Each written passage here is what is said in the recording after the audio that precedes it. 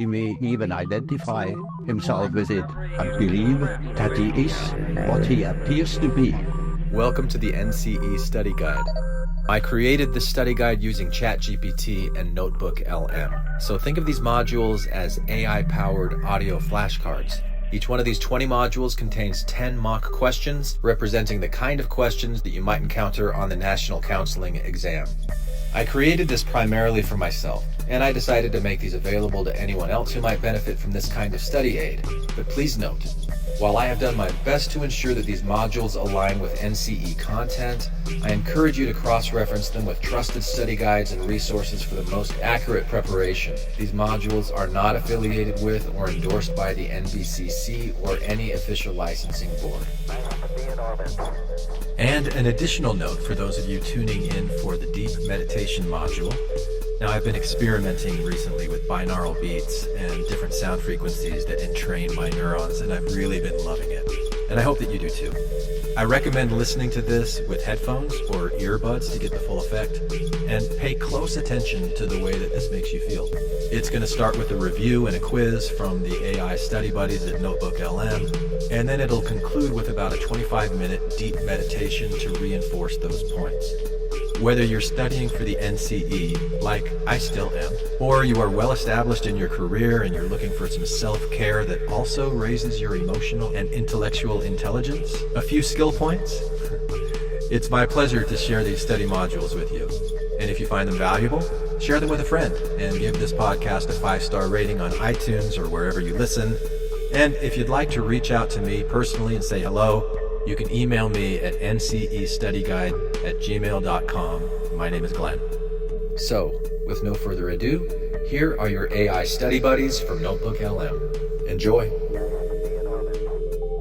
All right, welcome back everyone to the deep dive. It's great to be here. So today we're tackling Deep Meditation Module 10. That's right, Module 10 out of 20. And this one is really interesting and super useful, I think, for anyone out there who's, prepping for the NCE. Absolutely, the National Counselor's Exam, that's right. Big one, right. So how are we changing things up this time to really help people get this information? Oh, this is fun. Yeah. We're using sound, right, in a very specific way to actually enhance your brain's ability to learn and retain information. I love it. It's based on this concept of neural entrainment. Okay, break that down for me.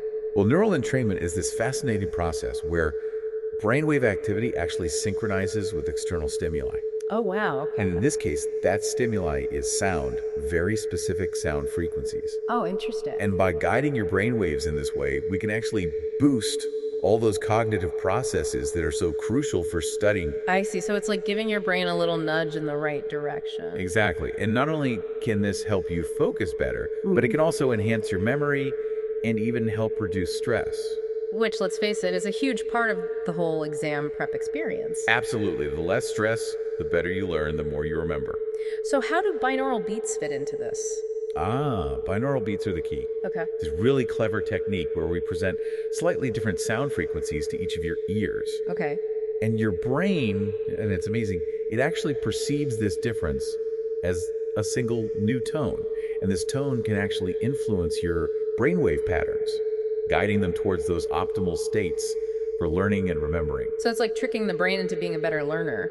In a way, yes. We're just gently encouraging it to be in its best state for absorbing and retaining information. I like that, a gentle encouragement. So what kind of specific brainwave frequencies are we talking about here? Well, there are a couple that are especially helpful for studying. Okay. One are alpha waves. These operate in the 8 to 14 hertz range. Okay. And they're associated with this really nice state of relaxed focus and creativity, perfect for absorbing new information. That sounds lovely, alpha waves. They are quite nice. And then we have theta waves. Right. These are the 4 to 8 hertz range. Yeah.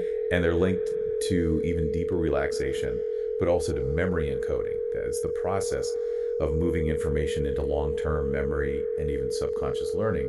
It's pretty powerful. Wow, so we're tapping into some pretty deep stuff here. We are, and to really enhance the experience and create a super receptive state for learning, we're also incorporating solfeggio frequencies. Okay, I've heard of those. What are they all about?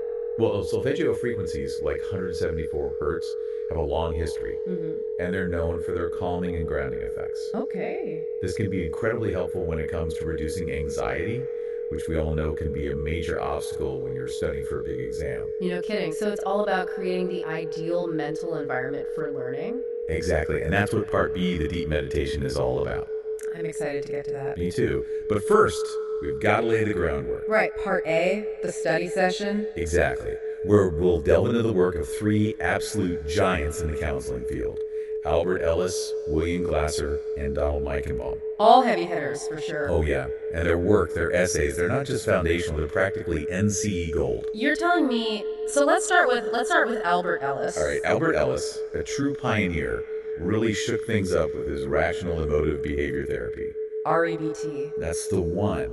And his big contribution, the thing that really set him apart, was this idea that our emotional distress isn't directly caused by events themselves, but rather by our beliefs about those events. So it's not the thing itself, but how we think about it. Precisely. That's the core of REBT. I see. So someone could have, say, a really challenging experience, but if they have a healthy way of interpreting it, Right. it won't necessarily lead to all that emotional turmoil. Exactly. And that's such a powerful concept for anyone preparing for the NCE. Because it's all about understanding how people think and process things. Absolutely. And Ellis, his story is fascinating too. Yeah, what's the background there? Well, when he was starting out, psychoanalytic theories were all the rage, delving into the unconscious and all that. Right. But Ellis, he wasn't convinced. Really? He found those approaches, a bit too, impractical for his liking. He wanted something more concrete, more action-oriented. Exactly. He wanted to give people tools they could actually use to manage their emotions and behaviors. And that's what led him to REBT. It did. And that dissatisfaction with the status quo, that was his fuel. I like that. So at the heart of REBT is this idea that our thoughts, our beliefs really have this huge impact on how we feel and how we act. Absolutely. And he really zeroed in on those rigid, illogical, absolutist thinking patterns that so often lead to distress. What are some examples of those, like the musts and the shoulds? Exactly. Those musts, shoulds, always, nevers. Those are the culprits. So like, I must always be perfect. That's a classic one. Or, everyone should like me. Right. And those kinds of beliefs, they set us up for disappointment, don't they? They really do. Because they're just not realistic. And when we inevitably fall short of those impossible standards... That's when the negative emotions come flooding in. So how does REBT actually help people change those patterns? Well, that's where cognitive restructuring comes in. Okay, tell me more about that. So, cognitive restructuring is a systematic process, and it's really about becoming aware of those irrational thoughts, those ANTs, automatic negative thoughts, then challenging their validity. Like putting them on trial? Exactly. Ellis called this disputing. Okay. And finally, replacing those irrational thoughts with more rational and helpful ones. So it's not just about trying to think happy thoughts all the time? No, not at all. It's about being realistic, about using logic and evidence to really examine those beliefs and see if they hold up. I see. So it's like a detective looking for clues and evidence. That's a great analogy. And one of the key tools in cognitive restructuring is Socratic questioning. Oh, I've heard of that. What's that all about? Well, it's a way of asking open-ended questions to help the client really examine their beliefs. Like, is there any evidence to support this thought? Exactly. Or what would happen if this thought wasn't true? I see. So it's about guiding people to discover their own answers, their own more balanced perspectives. Precisely. And Ellis also identified a specific irrational belief that he considered particularly damaging. Oh, yeah. Which one was that? This one. I must be loved and approved of by everyone to be worthy. Ah, that's a big one. The need for universal approval. It is. And it's just not possible. No one can please everyone all the time. And holding on to that belief, it just sets people up for constant anxiety and self-doubt. Right, because they're always going to be seeking validation from others. And that's an exhausting and ultimately unfulfilling way to live. So Ellis's work really emphasizes the importance of challenging those deeply held beliefs that might not be serving us. Absolutely, and that's a huge takeaway for anyone preparing for the NCE. Now let's shift gears a bit and talk about William Glasser. William Glasser, another fascinating figure, really turned the traditional therapy model on its head. Yeah, how so? Well, he developed reality therapy and choice theory. Right. And he really moved away from that whole pathology-focused approach, the idea of focusing on what's wrong with the client. And instead, he emphasized what? Choice, empowerment, the client's inherent ability to make positive changes. Interesting. So it's a much more strengths-based approach. It is, and it's really about helping clients understand that they have control over their own lives, even when things feel difficult. And like Ellis, Glasser was also reacting against some of the prevailing ideas of his time. He wasn't a fan of spending too much time dwelling on the past. Why not? He felt it could be helpful to understand the past, sure, but he believed that real change happens in the present. So he was all about focusing on what clients could do right now to improve their lives. Exactly. And he believed that focusing on present choices and actions was much more empowering and effective. So let's talk about reality therapy. What are the key things to know about it for the NCE? Well, first and foremost, reality therapy is incredibly present focused. Okay. It's about what the client is doing right now, what choices they're making, and how those choices are impacting their lives. So it's not about digging into childhood experiences or unconscious conflicts. Not so much. It's about recognizing that we have the power to make different choices in the present, regardless of our past. And choice theory provides the theoretical foundation for reality therapy, right? It does. Choice theory explains why we do the things we do. Okay, break that down for me. Well, Glasser believed that all behavior is driven by internal needs. Okay. And we're constantly making choices, whether we're aware of them or not, to try to meet those needs. I see. So we're all driven by this desire to fulfill our needs. Oh, exactly. And he identified 5 basic needs that he believed drive all human behavior. Okay, hit me with those. Survival, love and belonging, power, freedom, and fun. Okay, I can see how those would be pretty motivating. They are. And he considered love and belonging to be the most fundamental psychological need. Interesting. So our need for connection really underpins everything else. It does. And that's a really important point to remember for the NCE. Now, Glasser also placed a lot of emphasis on personal responsibility. He did. He really believed that we are all ultimately responsible for our own choices and behaviors. So even if we've been through difficult experiences, we still have the power to choose how we respond. Precisely. And reality therapy is about helping clients recognize that power and start making choices that lead them toward the lives they want. And he developed this really practical framework called the WDEP model to guide that process. He did. And it's an acronym that's easy to remember, which is always helpful for the NCE. What does WDEP stand for? W stands for wants, D for doing, E for evaluation, and P for planning. Okay, walk me through that. So it starts with wants. What does the client really want in their life? Okay. Then we look at doing. What are they actually doing right now to try and achieve those wants? I see. So it's about connecting their desires with their actions. It is. And then comes evaluation. Is what they're doing actually working? Is it helping them get closer to their goals? Right. And if not, that's where planning comes in. So it's about creating a concrete plan of action to move towards those desired outcomes. Exactly. It's a very structured and goal-oriented approach. Now, we talked about those basic needs, and Glasser believed that unmet needs, especially the need for love and belonging, can be a major source of distress. He did. And reality therapy is about helping clients find healthy and effective ways to get those needs met. So it's not about blaming them for having those needs. It's about helping them find more fulfilling ways to fulfill them. Precisely, and that's a really important distinction. Okay, so we've covered Ellis and Glasser, 2 really big names in CBT. They are. And now we come to our third influencer, Donald Meichenbaum. Yes, Meichenbaum, another key figure in the development of cognitive behavioral approaches.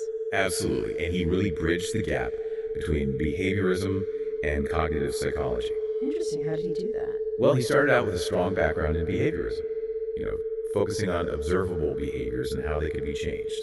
Right, but then cognitive psychology came along and started to explore the role of thoughts and beliefs. Exactly, and Meichenbaum saw the value in both. So he integrated them. He did, and that's really what cognitive behavioral modification, or CBM, is all about. CBM, okay, so what's the core idea there? Well, at its heart, CBM is about understanding that our thoughts, feelings, and behaviors are all interconnected. Okay. And that by changing one, we can influence the others. So if we can change our thoughts, we can change our feelings and behaviors. Exactly. And he placed a huge emphasis on the role of self-talk. That little voice in our heads. The one and only. And he believed that by becoming aware of and changing our self-talk, we can make significant progress. So how does that work in practice? How do you change your self-talk? Well, one of Meichenbaum's key techniques is called self-instructional training. Self-instructional training, okay. Yeah, it's all about teaching clients to become aware of those automatic negative thoughts. those ANTs we talked about. Right, like I'm gonna fail or I'm not good enough. Exactly, and then to challenge those thoughts and replace them with more positive and helpful ones. So it's like giving yourself pep talks. It is, and it can be incredibly effective. And Meichenbaum is also well known for developing stress inoculation training. SIT, another powerful tool. I've heard of that. What is it all about? Well, it's a multi-phase intervention, and it's designed to help people cope with stress more effectively. Oh. And the idea is that by exposing yourself to manageable levels of stress in a safe environment, you can build up your resilience and be better prepared to handle more challenging situations in the future. So it's like giving your stress coping muscles a workout. Exactly, and for someone preparing for the NCE, that can be incredibly valuable. No kidding. So what are the key phases of SIT? Well, it starts with conceptualization and education. Okay. This is where the client really learns about stress, what it is, how it works, how it affects them personally. So it's about understanding the enemy. It is, and once you have that understanding, you can start to develop and practice specific coping skills. Like relaxation techniques or problem-solving strategies. Exactly, and then the final phase is application and follow-through. So taking those skills out into the real world and putting them to use. Precisely, and Meichenbaum really emphasized the importance of integrating self-talk modification with cognitive restructuring. Okay, how do those two things work together?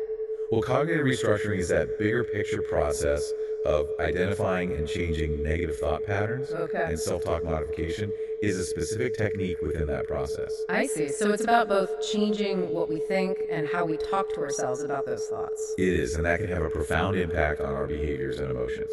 So we've covered a lot of ground here. We've talked about Ellis, Glasser, and Meichenbaum. 3 incredible thinkers really shaped the landscape of CBT. And their work is so relevant for anyone prepping for the NCE. It is. So to help you solidify all this knowledge, let's do a little quiz. All right, quiz time. I love a good quiz. Me too. So we've got 10 questions that will really test your understanding of these key concepts. Okay, bring it on. All right, question number 1. Albert Ellis's rational emotive behavior therapy, REBT, is primarily based on the premise that emotional disturbances are caused by. Okay, got it. So REBT, what causes those emotional disturbances? Is it A, traumatic childhood experiences, B, irrational beliefs and faulty thinking patterns, C, genetic predisposition to mental illness, or D, unconscious conflicts and repressed memories? All right, so those are our options. A, trauma, B, irrational beliefs, C, genetics, or D, unconscious conflicts. Which one is the cornerstone of REBT? All right, so we're talking about REBT here and what causes those emotional disturbances, and the answer is B. That's right, B, irrational beliefs and faulty thinking patterns. Because remember, Ellis was all about how it's not the event itself, but our beliefs about the event that really drive those negative emotions. Exactly, and that's what separates REBT from some of those other approaches that focus more on past experiences or unconscious processes. Okay, question number 2. In reality therapy, William Glasser emphasizes choice theory, which suggests that. Okay, choice theory, what does that tell us? Is it A, past experiences determine present behavior, B, mental illness is a medical condition requiring medication, C, negative automatic thoughts drive emotional distress, or D, individuals are responsible for their own choices and behaviors in an attempt to meet their basic needs? All right, so A, past experiences, B, medical model, C, negative thoughts, or D, personal responsibility and needs. What's at the heart of choice theory? Okay, so choice theory, what's the main takeaway there? And the answer is D. Yes, D. Individuals are responsible for their own choices and behaviors in an attempt to meet their basic needs. Because remember, Glasser really believed that we have this inherent power to choose, and that our behavior is driven by this desire to fulfill our needs. Exactly, and that's a much more empowering perspective than saying that we're simply products of our past, or that we're at the mercy of our biology. Question number 3. Which of the following techniques is most directly associated with Donald Meichenbaum's cognitive behavioral modification, CBM? So CBM, which technique goes with that? A, free association, B, paradoxical intervention, C, self-instructional training, or D, systematic desensitization. Okay, A, free association, B, paradoxical intervention, C, self-instructional training, or D, systematic desensitization. Which one screams Meichenbaum? All right, so we're thinking about Meichenbaum's CBM here. Which technique is most closely linked to his work? And the answer is C. You gotta see self-instructional training. Because remember, Meichenbaum was all about changing that self-talk, that inner dialogue. And self-instructional training is the tool he developed to help people become more aware of their thoughts and then start to change those negative patterns. Okay, question number 4. Albert Ellis's REBT aims to help individuals replace irrational thoughts with more rational ones through which primary process. So how does REBT help people change those thoughts? Is it A, behavioral activation, B, cognitive restructuring, C, exposure therapy, or D, person-centered reflection? Okay. A, behavioral activation, B, cognitive restructuring, C, exposure therapy, or D, person-centered reflection. Which one is the core of REBT? All right, so REBT, how do we change those irrational thoughts? And the answer is B. That's it, B, cognitive restructuring. Because remember, cognitive restructuring is that process of identifying, challenging, and then replacing those unhelpful thoughts. And it's really the heart and soul of REBT. Okay, question number 5. In reality therapy, what is the primary focus of therapeutic intervention? So what's the main goal in reality therapy? A, exploring unconscious conflicts from early childhood. B, identifying and resolving core irrational beliefs. C, helping clients take responsibility for their choices and develop effective plans to meet their needs. Or D, analyzing transference patterns in the therapeutic relationship. All right, so A, unconscious conflicts. B, irrational beliefs. C, responsibility and needs. Or D, transference. What's the reality therapy agenda? Okay, so reality therapy, what's the main thing the therapist is trying to achieve? And the answer is C. Yes, C, helping clients take responsibility for their choices and develop effective plans to meet their needs. Because remember, reality therapy is all about empowering clients to make different choices in the present to create a better future. And it's about understanding that those choices are driven by our needs and finding healthy ways to fulfill those needs. Question number 6. According to Donald Meichenbaum's stress inoculation training, SIT, what is typically the first phase in helping a client manage stress? So, SIT, where do we start? A, teaching specific coping skills. B, exposing the client to increasingly stressful situations. C, conceptualization and education about the nature of stress. Or D, practicing relaxation techniques. Okay, A, coping skills. B, exposure. C, education. Or D, relaxation. What's step 1 in SIT? All right, so we're talking about SIT here. What's the initial phase? And the answer is C. That's right, C. Conceptualization and education about the nature of stress. Because before you can start to manage stress, you have to understand what it is and how it works. Exactly. Knowledge is power, especially when it comes to stress. Okay, question number 7. Albert Ellis specifically identified which of the following as a common and particularly damaging irrational belief. So which of these beliefs did Ellis really highlight? A, I should always put others' needs before my own. B, my past determines my future and I am powerless to change. C, I must be loved and approved of by everyone I find significant. Or D, emotions should be avoided at all costs. All right, A, putting others first. B, past determines future. C, need for approval. Or D, avoiding emotions. Which one did Ellis call out? Okay, so we're looking for that particularly damaging irrational belief, and the answer is C. Yes, C. I must be loved and approved of by everyone I find significant. Because that need for universal approval, it's just not realistic, and it can lead to so much anxiety and self-doubt. Absolutely. It's a recipe for unhappiness. Question number 8. In William Glasser's reality therapy, the acronym WDEP stands for. So WDEP, what do those letters represent? A, wishes, dreams, expectations, plans. B, wants, doing, evaluation, planning. C, worry, doubt, escape, procrastinate. Or D, waiting, delaying, excuses, problems. Okay, A, wishes. B, wants. C, worry. Or D, waiting. What's the WDEP breakdown? All right, so what do those letters in WDEP stand for? And the answer is B. You got it. B, wants, doing, evaluation, planning. That's that structured framework for helping clients figure out what they want, assess what they're doing, and create a plan for change. It's a roadmap for creating a more fulfilling life. Question number 9. Which of the following best encapsulates Donald Meichenbaum's primary approach to facilitating therapeutic change? So what's the core of Meichenbaum's approach? Is it A, focusing on unconscious drives and early childhood experiences? B, utilizing principles of classical and operant conditioning? C, integrating the modification of self-talk and underlying cognitive structures to influence behavior? Or D, creating a deeply empathetic and non-directive therapeutic environment? Okay, A, unconscious drives. B, conditioning. C, self-talk and cognition. Or D, empathy and non-direction. What's the Meichenbaum signature? All right, so what's at the heart of Meichenbaum's approach to therapy? And the answer is C. Absolutely C. integrating the modification of self-talk and underlying cognitive structures to influence behavior. Because remember, Meichenbaum was all about that connection between our thoughts, our self-talk, and our behavior. He believed that by changing our internal dialogue, we could create real and lasting change in our lives.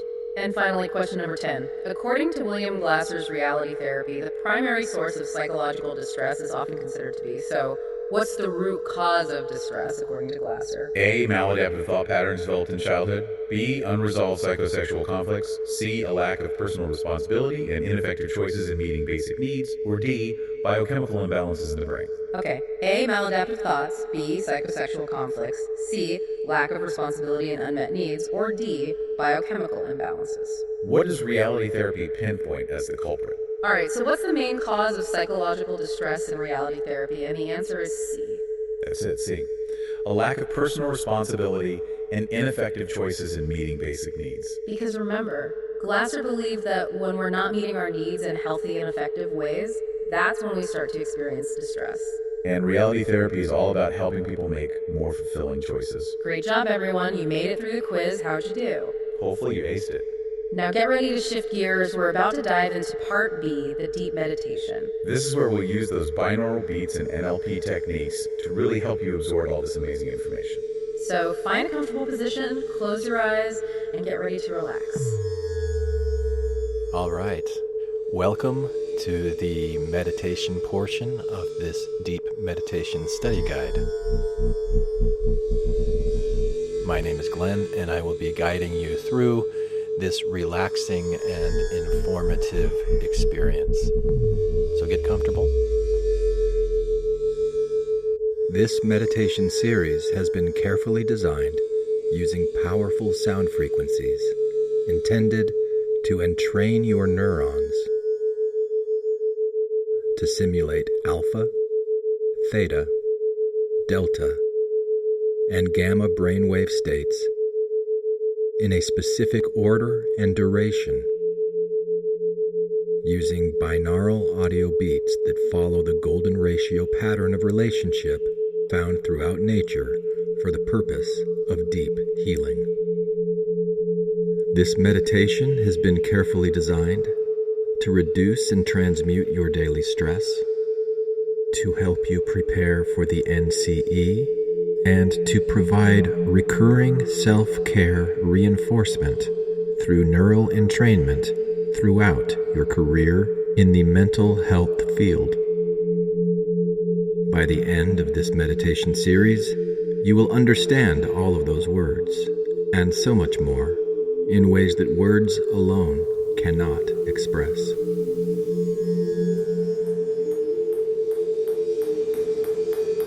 Sound is kind of like ping pong in a way, isn't it? Air molecules hit your eardrum, and your brain immediately transforms those impacts into words, sensations, and meaning, and feelings. Because of the carefully designed sound frequencies used in this meditation, in order to take full advantage of your brain's transformative powers, it is important that you listen using earbuds or headphones, and that the sounds you hear right now are in your left ear only.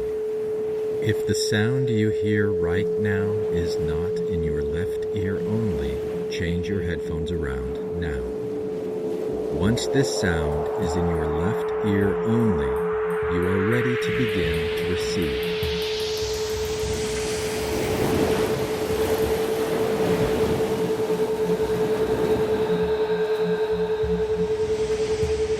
Settle into a comfortable position and begin breathing deeply.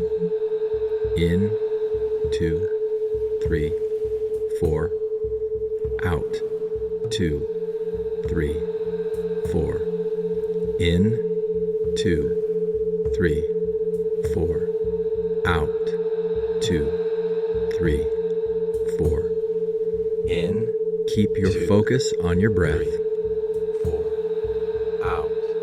2, 3, 4. Now let's bring our awareness to the work of Albert Ellis 2, and REBT. 3. Imagine 3 pillars of light standing. Let's begin. The first 2. pillar glows with a vibrant energy and is described upon it. Take a as you exhale, that your thoughts have a powerful let go of any tension you might be holding in your body.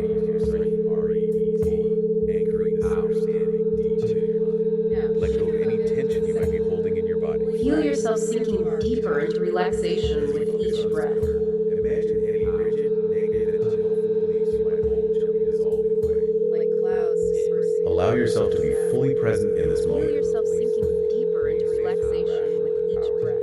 open to receiving this knowledge, Irrational beliefs releasing their hold on your mind. integrating it into your understanding. Fully present in this moment, cognitive restructuring. Visualize yourself active. Now imagine a warm, gentle light surrounding you. More balanced, logical, and rational perspectives. Integrating it into your understanding as you engage in this. Creating a safe and peaceful space within your mind. Now imagine a warm, gentle light surrounding you. The power to change your thinking. This is your sanctuary for learning and growth, representing that significant irrational belief. Creating a safe and peaceful space within your mind. Now let's bring our awareness to the work of Albert Ellis. See this belief and REBT. This is your sanctuary for learning and growth. Know deep within. Imagine 3 pillars of light standing before you. Now let's bring our awareness to the work of Albert Ellis. The first pillar glows with a vibrant energy, Repeat to yourself. Self-worth. Imagine 3 pillars and of light. inscribed upon it are the letters R, representing the principle E. The first pillar glows with a vibrant energy, Imagine a clear and inviting path. REBT, Reality there. and inscribed upon it are the letters As you gaze at this pillar, the power, the choices you make. feel the core principle of REBT resonating within you. REBT. Notice a strong, deep that your thoughts have a powerful influence on your emotions. This feel the core principle of REBT resonating. Silently repeat to yourself, REBT, anchoring this understanding deep That within your your mind. thoughts have a powerful influence on your emotions. Now, shift your focus to the second pillar. Silently repeat to yourself. Silently repeat to yourself. REBT, Equally bright, anchoring this understanding clearly marked, deep within your mind. irrational beliefs. Now, shift your focus to the second pillar. As you focus on this pillar, Equally bright, imagine any rigid, negative, and unhelpful beliefs you might hold gently dissolving away. with a sense of empowerment. Silently repeat to yourself. As you focus on this pillar, Like clouds dispersing in a clear blue sky. Now, imagine any rigid, negative, and unhelpful beliefs you might hold gently dissolving. Feel the weight of those beliefs lifting. These smooth, bright stones in the stream, creating space for more rational and empowering perspectives. the flowing water carries your current doing. Silently repeat to yourself Feel the weight of those irrational beliefs still, clear reflection of the water. This represents space for more releasing their rational hold on your empowering mind. process of assessing whether your actions are effectively moving you towards your goals. The third pillar glows with a steady light, Irrational beliefs planning. The creation bearing the inscription, releasing their cognitive hold on your mind. restructuring. Repeat to yourself, WDEP, remembering this powerful frame. The third pillar. Visualize yourself actively and confidently reshaping any negative thought patterns into more balanced, logical, and rational perspectives. Cognitive restructuring and meeting your unmet basic needs, especially that core need for love. Feel a sense of Visualize agency yourself and control actively and as you confidently engage in this reshaping any transformative negative thought process. patterns into more balanced, logical, and rational perspectives. Silently repeat to yourself, cognitive restructuring. Feel a sense of agency and control. Embracing the power to change your thinking. Embodying the principles of Donald Meichenbaum's cognitive behavioral model. Silently repeat to yourself, cognitive restructuring. Now bring to mind a fourth grounding pillar, Embracing the power to change your representing that significant irrational belief we discussed. I must be loved and approved of by everyone. Now bring to mind a fourth grounding pillar, See this belief gently receding into the significant distance. irrational belief we discussed. I must be loved and approved of. Losing its grip on your sense of self. To be worthy. Anchor this feeling of self-support. See this belief gently Know receding deep within into the that your distance. worthiness comes from within, Self-destruction. not from external validation. Losing its grip on your sense of self. Anchor this feeling of inner validation by gently pressing your thumb and forefinger together. Strategies for effectively managing stress, not from external validation. Silently repeat to yourself. Anchor this Self-worth. feeling of inner validation by gently pressing your thumb Affirming your and inherent forefinger value. together.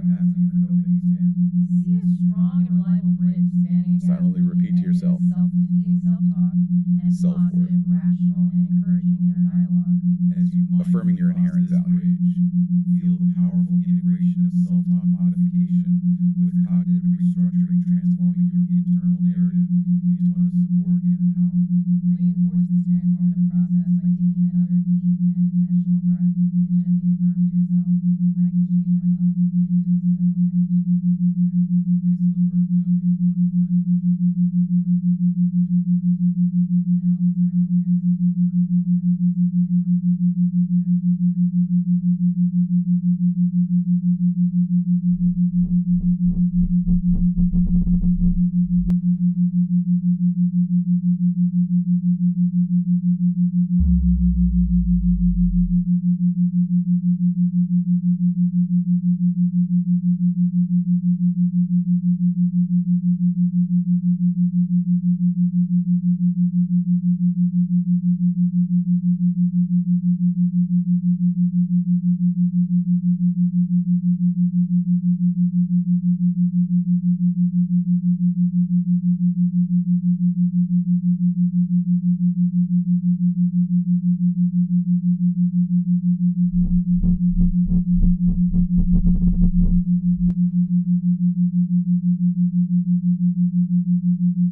Imagine 2 minutes in the alpha state.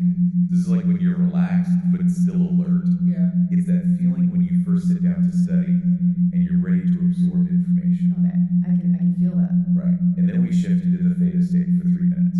Okay. This is deeper relaxation. You're more open to suggestion. It's a good time for things to really sink in the subconscious level. It's like planting the seeds of information in fertile ground. I like that analogy. Thank you. And then after that, we go even deeper into delta. Okay. For 5 minutes now, this is the slowest brainwave frequency we'll be working with. And it's like that deep sleep state where your brain is processing and integrating everything you've learned. Ah. Then we spend the longest time, 8 minutes in the gamma state, Oh, wow. which is associated with this heightened awareness and really fast processing. Okay. This is where you might have those breakthrough moments, those aha moments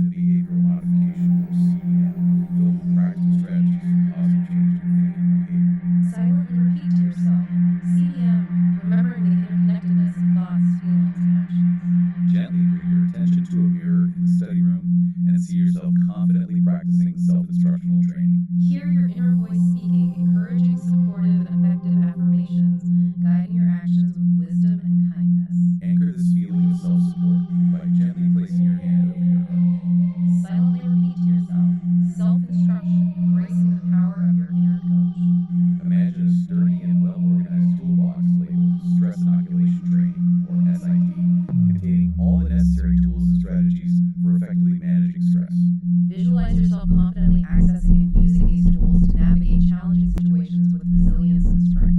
Silently repeat to yourself stress inoculation, feeling your capacity for Now let your awareness shift to a strong and reliable grid spanning a gap between negative, self-defeating self-talk and positive, rational, and William Glasser's reality therapy and as choice you mindfully cross this bridge. Now let your awareness shift to a serene and tranquil garden, Imagine a clear and inviting with cognitive restructuring transforming your reality. representing the principles of William Glasser's reality therapy and choice theory. On the present moment, the power of the choices you make right now to shape. Imagine a clear and inviting path winding through this garden labeled reality therapy. As you mindfully walk this path, feel the emphasis on the present moment, the power of the choices you make right now to shape your experience. Silently repeat to yourself reality therapy, embracing this present focused perspective. Notice a strong, deeply rooted tree with its branches reaching towards the sky. This tree symbolizes choice theory and those 5 fundamental human needs that drive our behavior. Feel your connection to the core need for love and belonging, recognizing its powerful influence in your life and the lives of others. Silently repeat to yourself choice theory, understanding the motivation behind your actions. Beside the peaceful path, see a sturdy and reliable benchmarked personal responsibility. Take a moment to sit on this bench, feeling the empowering sense of taking ownership of your choices and your life's journey. Anchor this feeling of agency with a deep, slow, and conscious breath, filling your lungs with a sense of empowerment. Silently repeat to yourself personal responsibility, embracing the power to choose your path. Now, visualize a clear and gently flowing stream, representing the practical WDEP model. See smooth, bright stones in the stream, each one representing your wants, those things you truly desire in your life. The flowing water carries your current doing, those actions you're taking right now to try and achieve those wants. Notice a still, clear reflection in the water. This represents evaluation, the process of assessing whether your actions are effectively moving you towards your goals. And finally, feel the purposeful direction of the stream, embodying planning, the creation of a concrete and actionable strategy for change. Silently repeat to yourself WDEP, remembering this powerful framework for growth. Feel a warm and comforting light radiating outwards, gently surrounding you. This light represents the importance of understanding and meeting your unmet basic needs, especially that core need for love and belonging. Embrace this feeling of inherent worth and the potential for deep and meaningful connection with yourself and others. And the potential for deep and meaningful connection with yourself and others.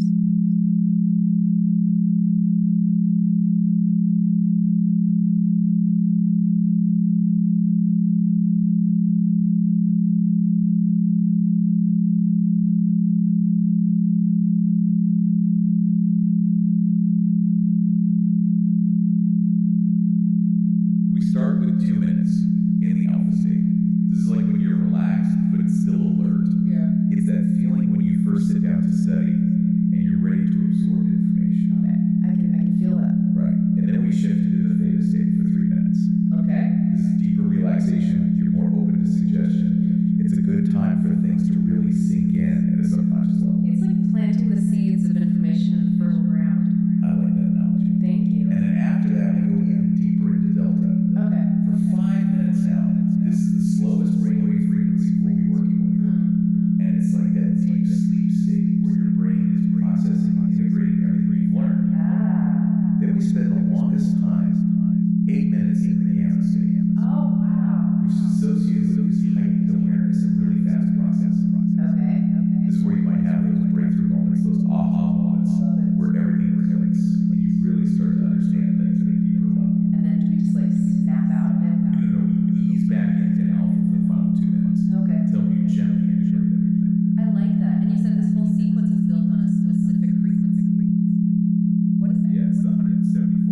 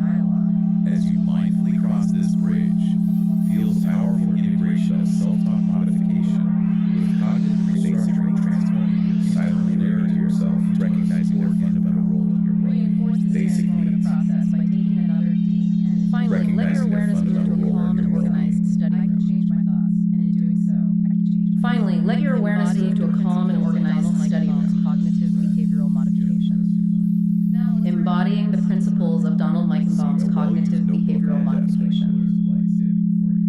The first pillar glows See a well-used notebook on a desk, or CBM, labeled Cognitive Behavioral Modification, or CBM. Practical strategies for positive change in thinking and behavior. Filled with practical strategies for positive change in thinking and behavior. Silently repeat to yourself.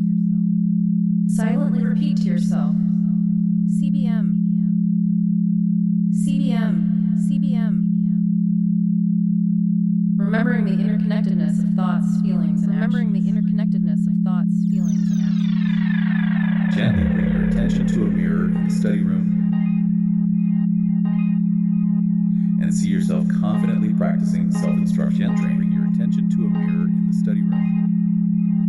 Hear your inner voice speaking encouraging, supportive, and effective And see affirmations, yourself confidently practicing self-instructional training. guiding your actions with wisdom and kindness. Anchor this feeling of self-support. Anchor this feeling of self-support by gently placing your hand over your heart. By gently placing your hand over your heart. Silently repeat to yourself. Silently repeat to yourself.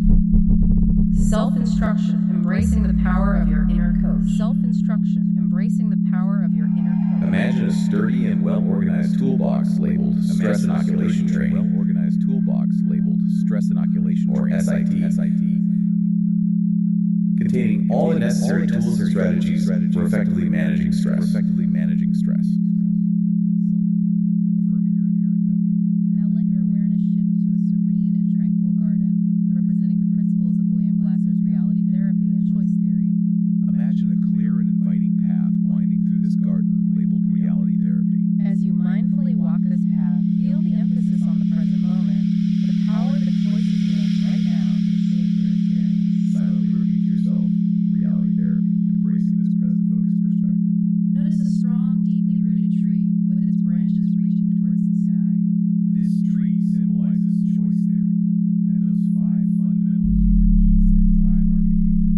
Feel your connection to the core need for love and belonging, recognizing its powerful influence in your life and the lives of others. Silently repeat to yourself, choice theory, understanding the motivation behind your actions. Beside the peaceful path, see a sturdy and reliable benchmark of personal responsibility.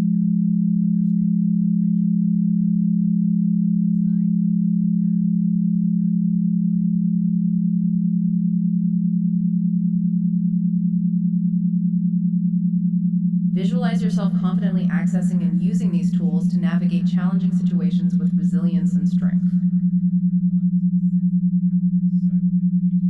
Silently repeat to yourself, stress inoculation. Now, Feeling your capacity for coping expand. See a strong and reliable bridge. See a strong and reliable bridge spanning a gap between negative, self-defeating self-talk and positive, rational, and encouraging inner dialogue. As you mindfully cross this bridge, this represents evaluation. Feel the powerful integration of self-talk modification And finally, feel the purposeful direction with cognitive restructuring transforming your internal narrative silently repeat into one of support and empowerment. Framework for growth. Feel a warm and comforting light radiating outwards, gently surrounding you. This light represents the importance of understanding and meeting your unmet basic needs, especially that core need for love and belonging. Embrace this feeling of inherent worth and the potential for deep and meaningful connection with yourself and others. Silently repeat to yourself basic needs,